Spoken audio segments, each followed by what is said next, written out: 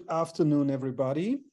Welcome to the MERLIN webinar, the November webinar. My name is Sebastian Birk. I have the pleasure to be the host of today's webinar, as our usual host, Jan, had other obligations to fulfill for this webinar. I'm from the University of Duisburg-Essen in Germany, coordinating the MERLIN project. And my special pleasure for today is to introduce our dear guest, Dr. Charles van Rees, who will talk about the monitoring of nature-based solutions, although I realized a couple of months ago that this term seems to be very European. So maybe the perspective here is more on natural infrastructure, and later on, perhaps we learn whether there are any differences between these two concepts. To give a couple of introductory words for Charles, about Charles. Charles is an ecologist by training, now affiliated to the University of Georgia in the United States. And his focus is on freshwater conservation and water resource management. But he has a very broad portfolio regarding applied and academic experience. And well, as far as I have learned, also from the presence he has also on the social media and the internet, he is a charismatic environmentalist, if I may say so. And today's topic is on the strategic monitoring of natural infrastructure / nature-based solutions. So Charles, very welcome. And happy to listen to your talk today. Thanks so much, Dr. Berg. I really appreciate that introduction. That'll save me some time too. I can probably skip over most of my own introduction slide. Can everybody see the presentation right now? Is that being shared? Yes. Wonderful. Yes. Wonderful. Thank you. All right, then we'll get started. Good afternoon and good morning to those of you in the United States or further west. My name is Charles van Rees. This talk today will be focusing on research that we've sort of been coordinating with this network at the University of Georgia. I'll be getting more into that. I'm going to be simultaneously kind of summarizing this recent publication that came out earlier this year, and sort of the ideas and thinking and synthesis that came out of that, and the kind of methods and kind of advice and steps we're trying to put out there, while additionally introducing our group, hopefully, to the MERLIN network with the hope of encouraging, more of a transatlantic dialogue across institutions and, of course, across the pond on this topic. So really excited to be here, and thank you so much for the introduction. So I can probably go fairly quickly then through my own personal introduction, but professionally speaking, I call myself a conservation scientist, meaning that I'm an interdisciplinary scientific professional working on issues in my own interest around wildlife and water. And the way that I typically describe it is I'm really intrigued by societal impacts on wildlife that are mediated by water and our management of that water. And of course, also in reverse, which is mainly what we're talking about today, and what MERLIN and our network here in Georgia and in the United States focuses on: how are ecological systems affecting our ability to manage water and other resources. And this kind of ties into sort of the natural infrastructure side of things. I would be remiss not to mention that I have some previous exposure and time working in Europe and with European colleagues. I from 2018 to 2019 was on a Fulbright scholarship working at La Estación Biológica de Doñana in southwestern Spain, and had the wonderful opportunity to travel to Ghent in Belgium and Berlin as well, to meet a lot of other great freshwater conservationist colleagues, some of whom I'm very excited to see today digitally. So to introduce a bit of what I'm doing now in Georgia and the group that I'm working with, it's called the Network for Engineering with Nature. And it's this really fun, exciting, and rapidly growing collaborative sort of team, a community of researchers, practitioners, educators, engineers, working together to advance this concept that we're calling engineering with nature. And this is perhaps reaching a little bit more broadly beyond just nature-based solutions or natural infrastructure towards also managing conventional infrastructure in ways that are more compatible with ecosystems and sort of nature writ large. And this network started primarily as a partnership between the United States Army Corps of Engineers, which is sort of one of the bigger infrastructure-focused federal agency in the U.S. That uses a very substantial budget to do lots of maintenance and construction and analysis of infrastructure systems in the United States, and a couple academic centers and departments at the University of Georgia, principally the Institute for Resilient Infrastructure Systems, and more recently the River Basin Center, where I'm based right now. And in the last year or more, this network has been growing substantially, now including other universities, private and nonprofit groups, other federal agencies, state agencies, tribal agencies. And so it's really this fantastic groundswell of momentum and energy. And so it's a very exciting community to be a part of. And to put maybe some faces to that name, this is a group photo of quite a few of our Army Corps of Engineers and University of Georgia participants and team members from this past summer. This was probably the hottest I've ever been in my life when this picture was taken, but we had a wonderful meeting. And this of course goes to show that I'm presenting this work today on behalf of a much larger team of scientists and engineers. And we have many ongoing projects in many different fields of this topic. So this is not the only thing we're working on. There's a lot else going on. And I think there's a lot of room for engagement, dialogue, and collaboration across the pond between our organizations. And I really hope that's something that we can chat about this morning. So I'll be trying to get through this presentation quickly enough to leave time for that. And I really look forward to corresponding with any and all of you in the future. So please don't hesitate to reach out. I'm happy to share my contact information. So getting into the sort of mission at noon and the things that we've been focusing on, we have four sort of central pillars that we're basing our sort of research and practice efforts around. Developing methods and standards, so forming the science that needs to happen to understand how to do nature-based solutions effectively. Finding ways to inform decision-making by assessing benefits and costs. So finding the information and the techniques needed to properly weigh decisions around when and how and if to implement these sorts of solutions.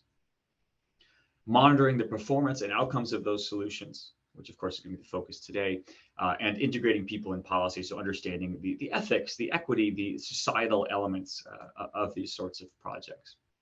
And today there will be this primary focus on monitoring. And I hope to explain or clarify why we think monitoring is such an important thing and why it's a useful thing for us to be focusing on and discussing going forward. I will emphasize that everything I'm covering in this presentation, if there's anything you'd like to learn more about, everything is in this paper we had come out in Science of the Total Environment earlier this year. And it's easy enough to find on Google, but if you'd like a PDF copy and don't have access, please let me know. I'm happy to share that with folks. But you can find it all in there. If anything really excites your attention, don't be afraid to read more deeply there. And Sebastian, of course, already mentioned this, but there is this difference in terminology between how we've been addressing these issues. And I will say, for the purposes of this short presentation, I will not be really distinguishing between the two. And so I would encourage you to, regardless of which one I'm perhaps absentmindedly using, consider them equivalent for this conversation. I think there are perhaps some nuances there that could be explored from an academic perspective, but certainly for this conversation, I don't think that it's worth making any particular distinction between nature-based solutions and natural infrastructure. And one of our kind of rolling definitions we've been tossing around in our work is this idea of engineered or restored, natural or semi-natural landscape features that are providing these key infrastructure services in addition to ancillary co-benefits, right, to biodiversity and society. And I think we're talking more and more about having those considering those various benefits and services as somewhat co-equal and not necessarily hierarchical in any way. So it's worth talking about perhaps why we are so hung up on this idea of infrastructure. Why should we be worrying about infrastructure in the first place? Why is it interesting? Well, for starters, of course, infrastructure are these usually built systems that are providing essential services like transportation, water supply, protection from environmental disasters, things that, of course, keep society going. And in the current decades, we are, of course, experiencing two very interesting sources of major infrastructure need. So in wealthier countries, such as the EU, the United States, Canada, we're seeing that we have a lot of aging infrastructure, right? From this sort of earlier sort of mid 20th century boom in infrastructure construction, we now are seeing that most of this infrastructure is reaching the end of its engineered lifespan. That's leading to increased operations and maintenance costs, rising fragility. And of course, we're also seeing shifting societal needs. There might be certain kinds of infrastructure that are no longer as necessary, or other ones that are suddenly much more necessary. So there's this need to sort of update and change. And indeed, in the United States, we had this 2021 report card, assigning marks, grades to our infrastructure as a country, and we did not do well. This was not a very optimistic outlook, and so it's something that we as a country, I think, are really confronting, that needs to be significantly addressed. And in other parts of the world, if we think about industrializing countries or less wealthy countries, areas in the global south, we are seeing, of course, a rise in more affluent lifestyles, in consumerist demand, also in populations, and especially in urban populations, leading then to a new demand for infrastructure that might not have existed in the past. So we have a need to update existing infrastructure in some countries, a need to build new infrastructure in other countries, and of course, massive planned spending, meaning that, of course, there's opportunity for thinking and refinement and experimentation here with nature-based solutions. And then this might be preaching to the choir a bit, but why are we interested in nature-based solutions? Of course, a lot of the early enthusiasm for this was around climate change adaptation. Can we be making ourselves more resilient to climate-related risks like flooding and drought, while also perhaps sequestering carbon in some of these systems? And more recently, of course, very near and dear to my heart as a conservation scientist, are the potential tie-ins with the biodiversity crisis. We know that we have met none of the Aichi biodiversity targets. We know that extinction rates continue far beyond background levels that are imminent, right, or implying of some substantial ecological collapse that would be an existential threat to humanity or society at large. And we know that the biodiversity, the funding and the investment in biodiversity conservation is a massive shortfall. So any of the massive financial interest that's now going into nature-based solutions, if a small portion of that started to do things that were biodiversity positive or nature positive, maybe we could finally be making a dent in this shortfall of investment. Part of this, right, is, and especially the way that in the sort of mindset or the vocabulary that we're using it in our network for engineering with nature parlance, is treating ecosystems or thinking about them from one perspective as infrastructure. They're providing infrastructure services like water quality, flood control, protection from coastal erosion. And we have this boom and enthusiasm of thinking them as a win-win or a win-win-win for society, climate, and biodiversity. So there is really this potential that I think is gaining a lot of attention in the political realm, meaning, of course, that support is rising. And we have this, because of the nature of infrastructure today, we have this potential for massive implementation. In the United States, we have this $1 trillion+ act, right, investing in new infrastructure, updating infrastructure throughout this large country.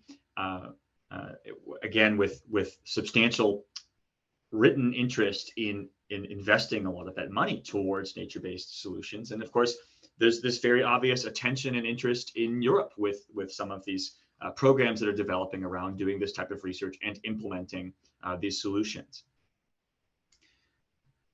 But one of the things here is we're looking at all these promises, this win-win-win idea. There's so much interest, there's so much money coming toward this, but how do we make sure that we can deliver on those promises?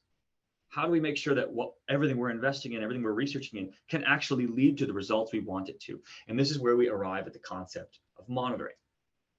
This idea of collecting empirical data across repeated observations on some asset or system that you are managing. And by gaining this sorts of information, you can support better decision-making by understanding what these assets are doing. Of course, this is the foundation for evidence-based practice, which is increasingly popular in conservation. Do you have the raw data and evidence to show that these things are effective, and then acting accordingly? And it also allows this sort of refinement. You can get better at doing these things if you take the time to monitor and observe and be deliberate about it. So why would we want to be monitoring nature-based solutions or natural infrastructure? Certainly for starters, if these are things that are funded by the government, you need to make sure that they're being maintained so they continue to perform adequately. Of course, there are compliance issues. You might be legally mandated to undergo some monitoring. And we want to make sure it works, right? We want to observe project performance and ensure that when we are constructing these assets or restoring ecosystems, that they're also doing what we set out to have them do across those various co-benefits in the first place. And beyond that, a great many nature-based solutions or natural infrastructure projects will be new and emerging methods. This is very experimental. We are learning right now. And that means you need to develop an evidence base. You have to observe and learn from what you're doing and be deliberate and clear about that in order to develop and refine and improve those methods across time. And this can lead to answering important research questions for scientists. Using this monitoring data, we can ask questions about, well, how do these nature-based solutions interact with or benefit or enhance the lifespan of gray or conventional infrastructure? How does performance vary across time in different types of infrastructure projects? Or what factors might affect the delivery of different co-benefits, whether they're biodiversity related or societal. But this is not as easy as it might seem. Nature-based solutions, of course, are different than just building a big dam or a road or some other sort of more concrete form of infrastructure, literally and figuratively, right? We have now in nature-based solutions, we are seeking multiple project goals that go across different disciplines. And so if you're going to assess performance on whether it supports this endangered bird or whether it's providing recreational benefits, you need to talk to very different experts and use very different indicators to understand those benefits. So suddenly there are a lot more people involved. There's a lot more literature involved. And we're dealing with longer timescales. We might see time lags or delays between the construction or the establishment of these solutions or their restoration and the delivery of key services. And of course, the key part of both of these terms, natural infrastructure, nature-based solutions, there's the nature part, which means we're dealing with ecosystems, we're dealing with ecology, which inherently are prone to succession and disturbance dynamics and dynamism across time. So if you're going to have that, then your monitoring might need to be longer term or consist of different indicators to understand better that variation and not necessarily sort of static indicators. And then, of course, related to this, there is inherent uncertainty with ecological, geological, environmental systems that, again, you need to account for in some way. So we started approaching this issue via a cautionary tale of how river restoration really took off in the United States. This was before my time, but I'm thinking in the last 40-ish years or so. This was a practice that was very widely adopted, similar to nature-based solutions. This huge groundswell of support for it. It was considered kind of a win-win. There were these massive investments in the United States around this, but it very quickly became a private industry. It became a form of making money a little bit. It became projectified. So it became, all based on individual products. You do it, you get it done, you deliver in some way. And people weren't thinking about monitoring. People weren't thinking about paying attention to the results as much. It was just this very a sort of aggressive and sort of overconfident approach to just doing it a whole bunch, not worrying about what happens afterwards.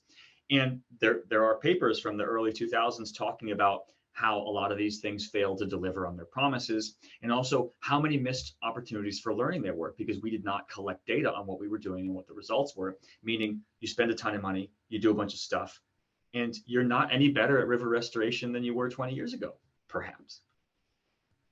So what we've been thinking about is, well, how do you prevent this from happening with nature-based solutions? We have a similar situation now, but we're at the beginning, so we can maybe choose to approach it differently.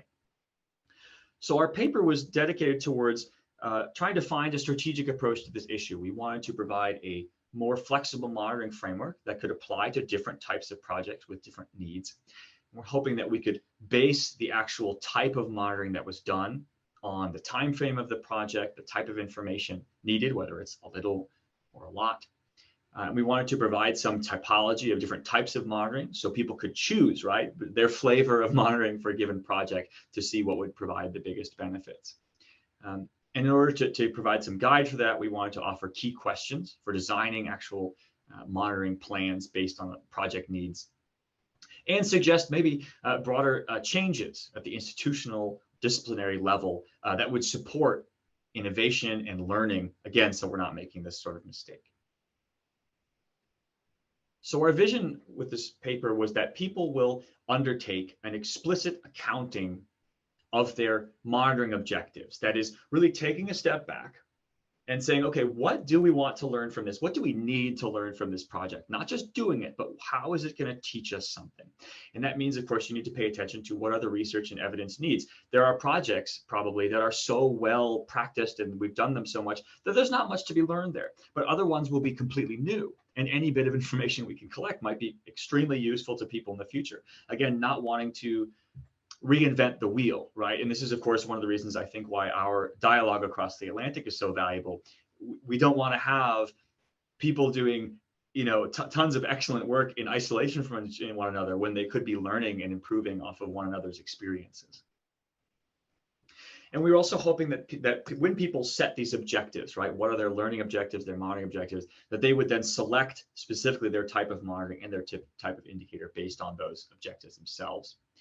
And through this process, accrue the evidence that's needed to actually improve performance and the practice for nature-based solutions over time to really get somewhere with this, right?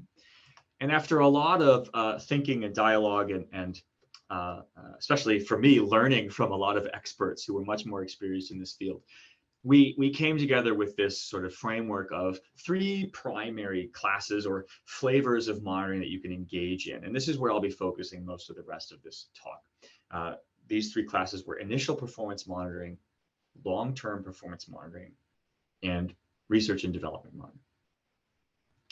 So my sort of metaphor for initial performance monitoring is kind of like a speedometer in a car a little bit, right?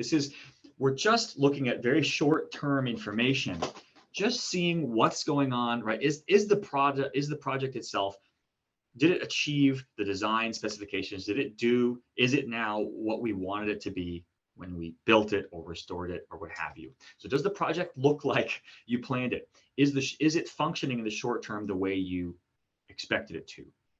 In this case, we're looking at a much shorter time frame. Ecologically speaking, that can be a bit of a blink of an eye depending on the ecosystem.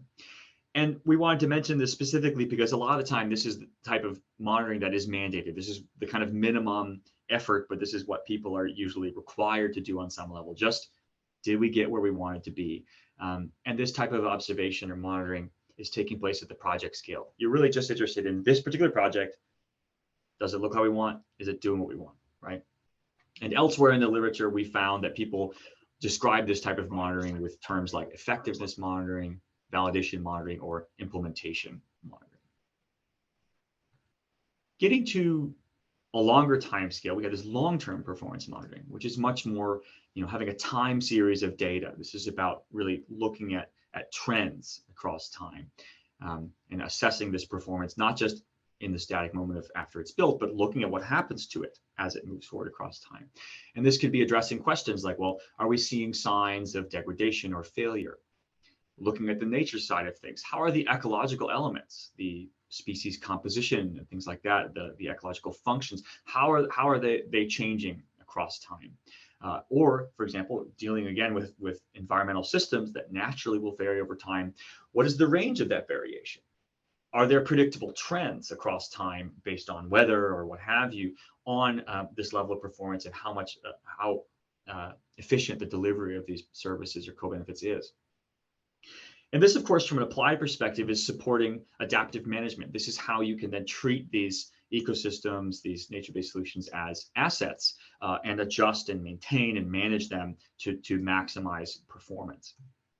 Of course, by necessity, we're looking at a considerably longer time frame here. And we might start to zoom out and be looking not just at the project scale, but at portfolios of infrastructure at this time, comparing performance, making inferences about how they might complement each other and things like that. And in the literature, other people have used terms like trends assessment, outcome monitoring, or surveillance monitoring to describe this. So again, we wanted to make sure this was compatible with other discussions of types of monitoring. And finally, where I'll be spending a lot more of the sort of conversation, and what we were really hoping to emphasize and facilitate in this paper was the idea of research and development monitoring, or R&D monitoring. And this is now explicitly monitoring for the purpose of seeking learning and improvement in your methods. And the idea, of course, is to be able to support and provide the evidence needed to get better, to innovate, to make new methods, to make better methods, to improve the way we're actually doing this as a larger practice. And generally speaking, this is going to be dealing with longer timescales, and it's further zoomed out. Now you're probably almost inevitably comparing between studies to be using them as controls or comparisons or data points, right, for larger meta-analyses, and perhaps even just looking at the practice in general, wherever it is in the world. What can we be learning to distill and improve these methods across time? And other mentions of this in the literature have used terms like active learning, or active as opposed to inactive adaptive management. And ideally, the information that we're collecting from R&D monitoring are data that are potentially usable for comparison and meta-analysis. We want these to be at least certainly more scientific, more rigorous in the way they're being collected. We want to be able to make comparisons. We want to be able to make inferences, right? Statistically speaking, too. So we want to have controls, replications, things like that. The focal scope is now beyond a single project. We are thinking more broadly about that. And philosophically speaking, I think this involves thinking about individual projects as experiments, as data points, for which we have maybe explicit hypotheses that we'd like to test in collecting these data. And of course, if possible, replication, controls, comparisons, things that we can actually use for some strong logical inference. And we sort of mentioned this in the manuscript, but another kind of practical point to bring up is this is a lot to ask, and this is probably not something that an individual contractor or private organization, or even perhaps one single government agency responsible for doing these restorations or projects is probably going to have the resources or the purview to do this type of monitoring. And so it's probably something that would be better facilitated or supported by a broader third party, whether that be at the national scale or some other governmental or NGO scale, to provide that sort of specific resource in order to coordinate it across projects that might be in different jurisdictions and things like that. So very quickly, we spend more time on this in the paper, but we have this sort of list of questions that people can ask in order to figure out, is my project a good one for research and development monitoring? Is this something that I should consider? And if so, how should I go about doing that? So the first question we ask is, well, what can be learned? If this is a project that we've been doing this for a long time and we feel like we've got it figured out, maybe this isn't something to worry about. And then trying to think very broadly. If you do think something can be learned, in an ideal world, what would be the data needs to meet all of our learning objectives? If we set aside, okay, these are the things we could learn from this, well, ideally speaking, what would we want to collect? What would we want to know, and how would we want to do that? And then coming from that more idealistic point of view, focusing into, okay, well, what's possible? What do we have the time for? What do we have the funding for, right, to actually study these things? So can we narrow it down to the learning objectives that are only the feasible ones? From there might be opportunities for community engagement, for stakeholder engagement, for citizen science. Can you enlist the help of the community to collect these sorts of data? And of course, right, gain sort of support and awareness around the project in the local community. And once you've decided you're collecting certain data, or you're starting to collect those data, you need to think about the management. What's going to happen to those data? How do you make those available to other practitioners so that they could go into meta-analyses, so that they could be used to help other people learn from mistakes or successes, however they may be happening? We also kind of came across in our minds major barriers to having this sorts of monitoring happen, like things that we need to get past in order to make sure we do learn from our implementation of nature-based solutions. Of course, one of the major ones is financial burden. because those data are being held to a higher standard, we're requiring longer and more sort of interdisciplinary coverage in this type of monitoring. You need more funding, you need longer term funding for that. We also realize that this is going to involve scientists and a greater diversity of experts, because you're trying to do this in a scientifically rigorous fashion. That means we need to kind of get past some of these professional and disciplinary divides that lie between the practitioners and the researchers, who a lot of time are not talking to each other, right? That's something that needs to be addressed to facilitate this learning while doing, right? Within the actual scientific disciplines, you might have biodiversity professionals, you might have environmental justice professionals, you might have economists. If they're not talking to each other, or if they don't know how to talk to each other, then they're not going to be able to coordinate this sort of multi-pronged type of monitoring. And then, of course, also in academia, especially the professional incentives, right? This level of collaboration, the long time frames involved, this is hard work, and it's lots of time, and it's not necessarily something that we see rewarded, right, in professional rating systems and things that go into people getting tenure, or the way that people are promoted or viewed professionally. And so that's something that probably needs to alter if we're going to expect academics and researchers to put as much into this as we think they need to make this sort of work happen. So then, thinking about institutional and policy changes, our big push was we need these sort of third-party networks. We need broader overarching groups that can bring together the disciplines, that can bring together the practitioners and the researchers. And I think we're seeing a lot of evidence that that's happening very successfully in Europe right now. That sort of work that can provide the independent funding, that can provide, perhaps more importantly, the coordination between organizations to make this work happen, to pool and provide the funding, to again, match the researchers with the practitioners, and of course to make sure that the data being collected are consistent, that they're interoperable, that they're accessible to other people, to make this kind of work happen and to help us along this path of learning. One of our biggest thoughts was that this sort of organization is hugely important.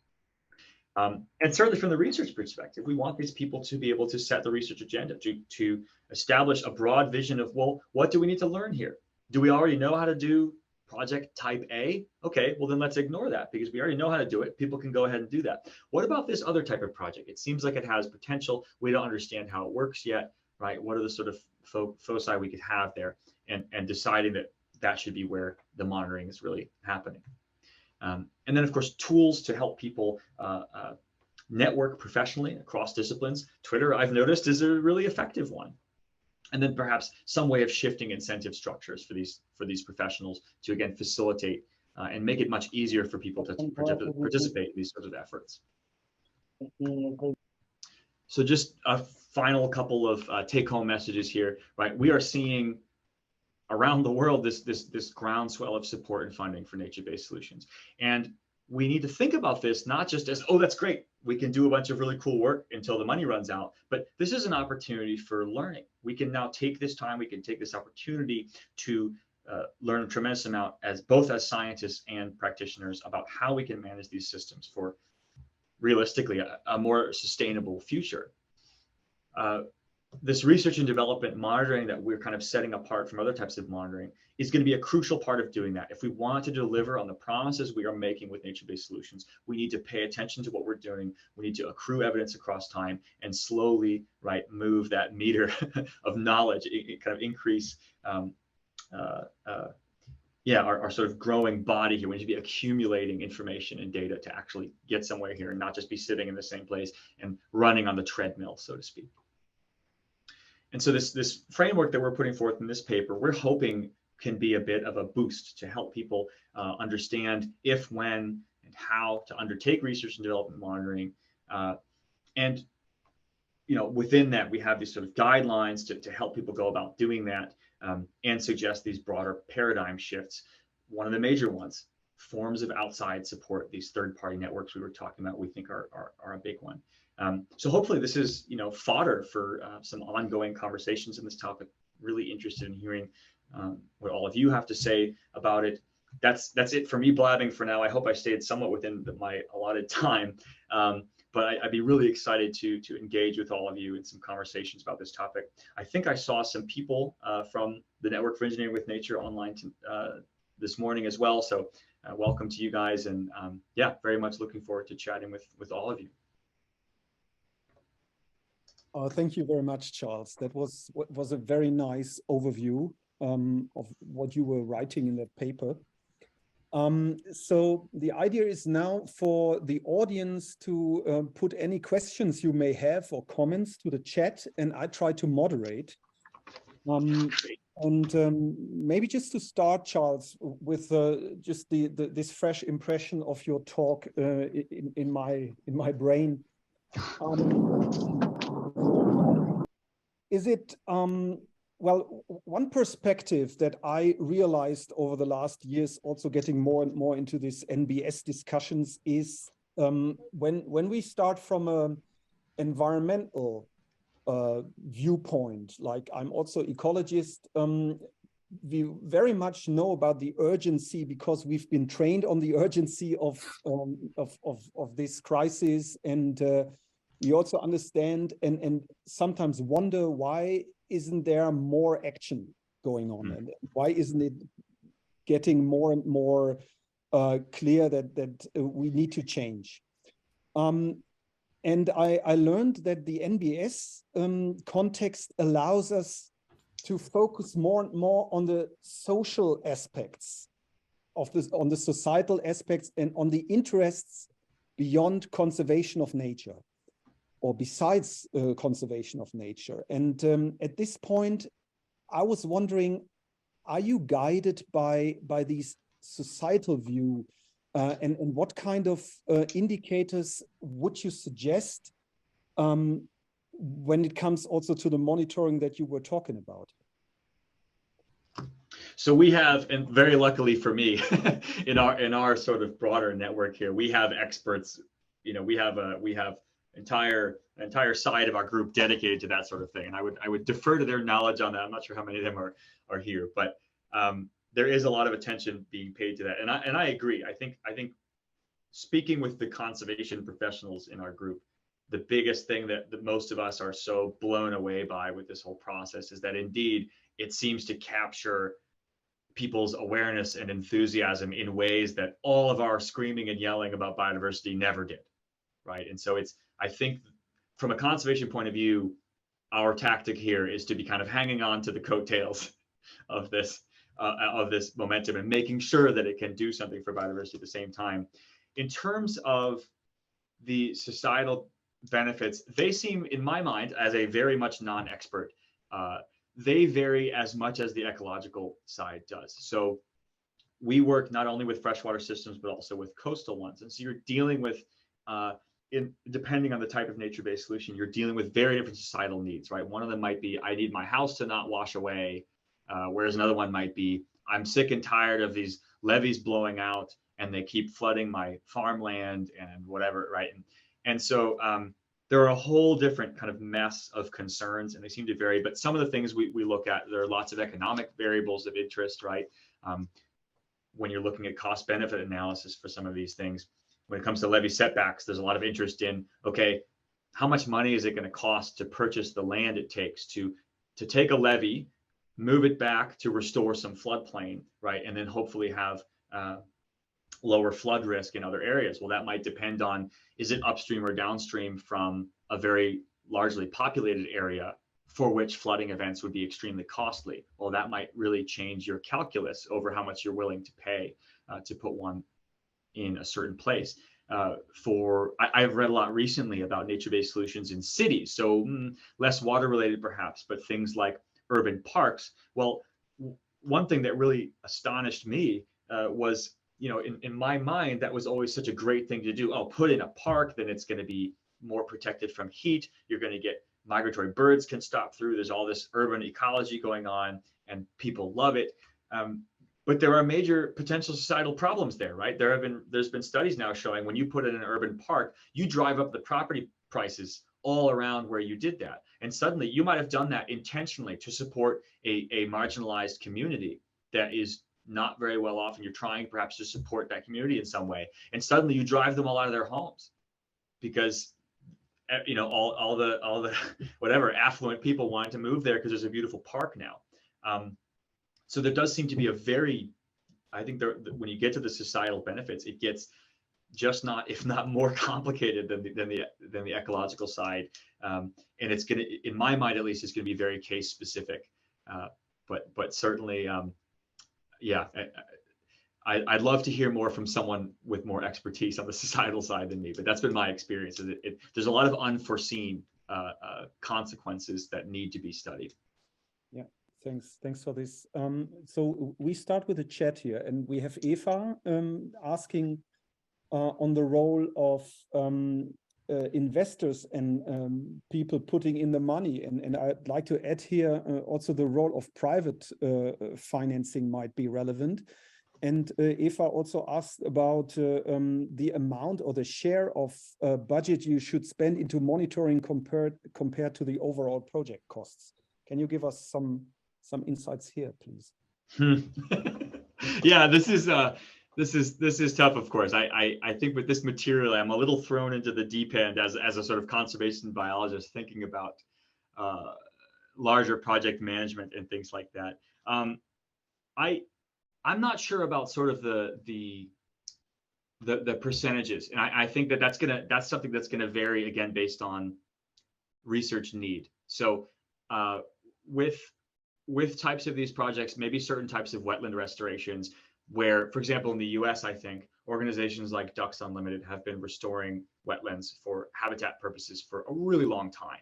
And, you know, they can tell you pretty much, you know, to a science, like, all right, if you want to support this duck species or this water bird species, we're going to do these things. They have a working understanding of the relationship between co-benefit and design for at least that one co-benefit.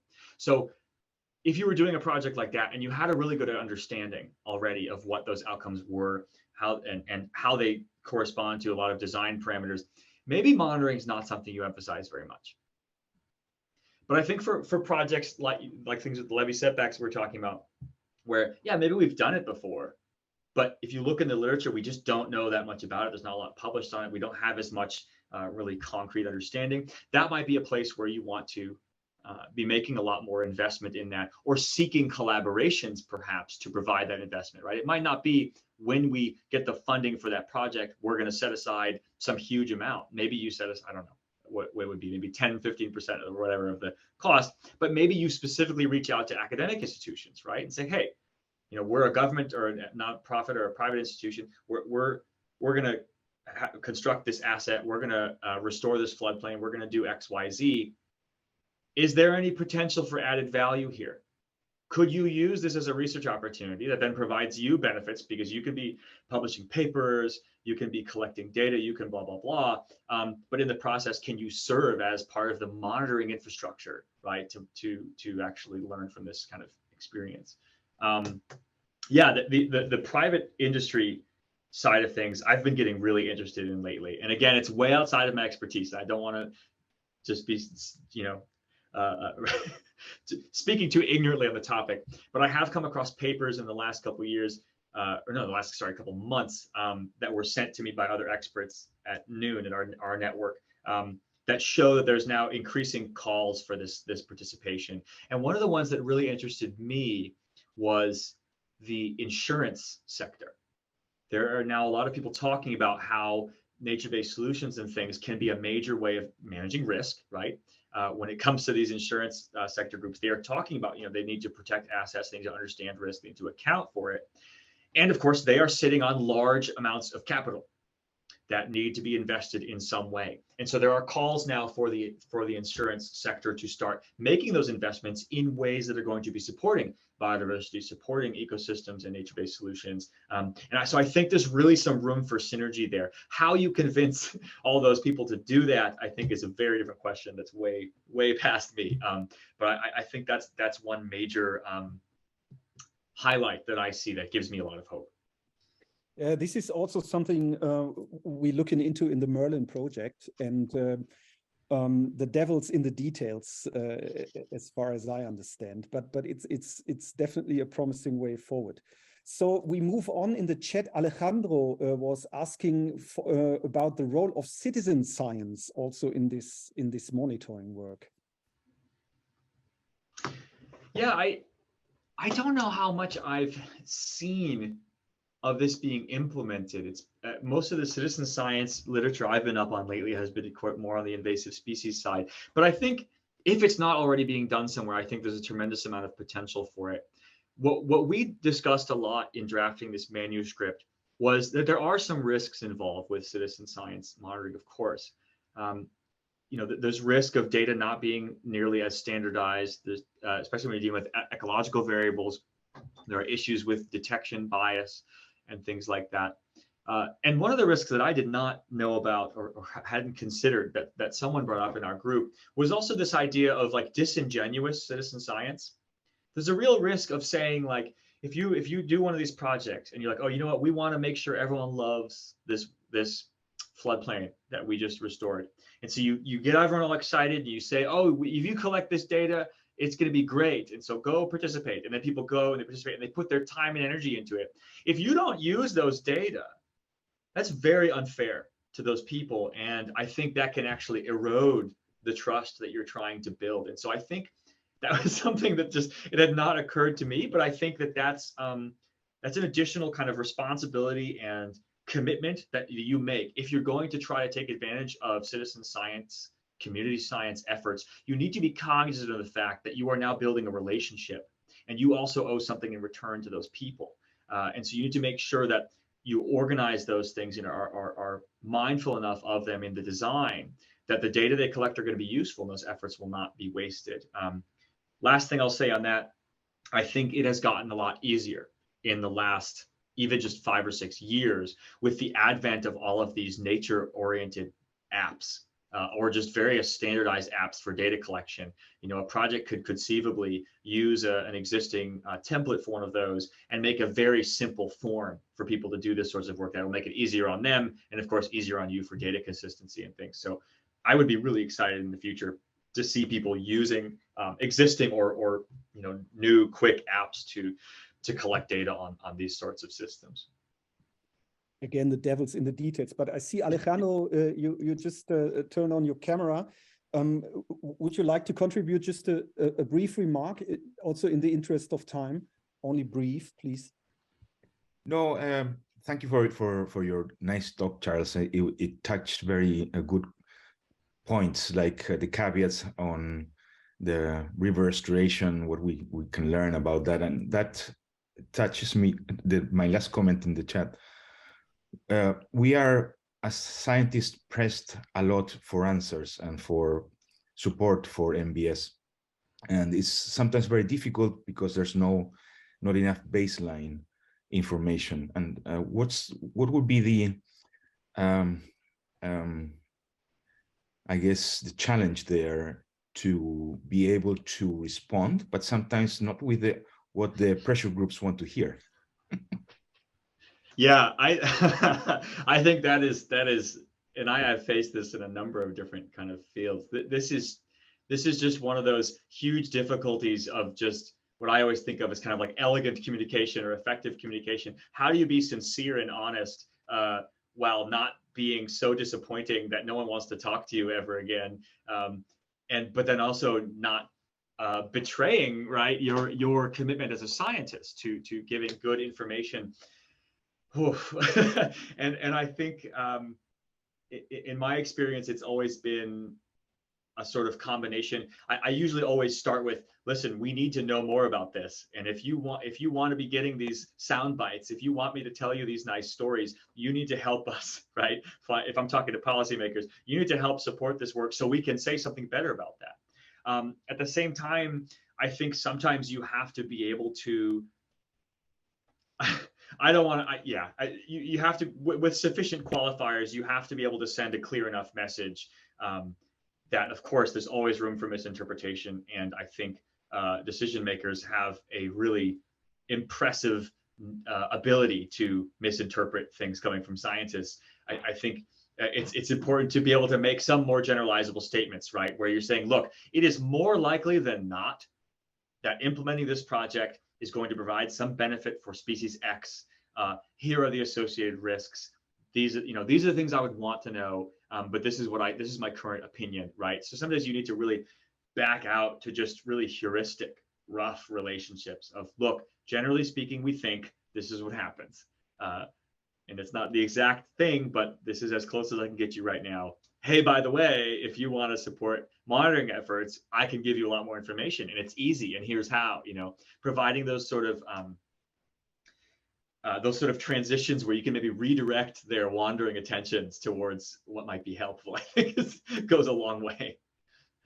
Yeah, that's an interesting answer, which also reminds me to a discussion I recently had on the point, if climate change becomes more and more urgent now, I think those decision makers are not really like to wait for something to evolve over decades, but need to have the infrastructure in place immediately.